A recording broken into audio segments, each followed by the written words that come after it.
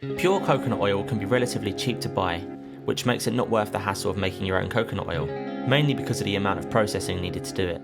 Factory machines that extract the oil keep the production cost low, but if you want to try making your own coconut oil, let me show you how to do it. For this tutorial we're going to be using one fresh coconut, and the first thing you'll want to do is remove the coconut water and then separate the coconut meat from the outer shell. Next you'll want to rinse the coconut meat and cut it into small cubes to help your blender. Then you'll want to boil some water and let it cool to a warm temperature, and then add it to your blender with the coconut meat and grind.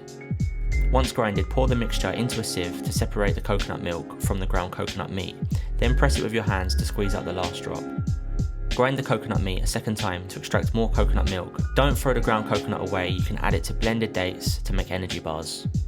Put the coconut milk in the fridge overnight, and in the morning you'll see that the coconut oil and the coconut water has separated.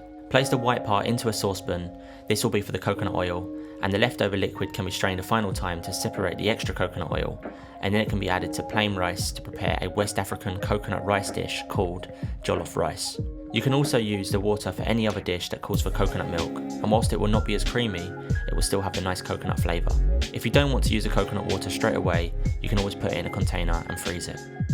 Cook the coconut oil over a medium heat for around 1 hour until it's slightly burnt. If it smokes at any point, simply reduce the heat to low and let the coconut cool down, then sieve it through a cheesecloth or through a kitchen roll into a sterilised container, and there you have it, homemade coconut oil.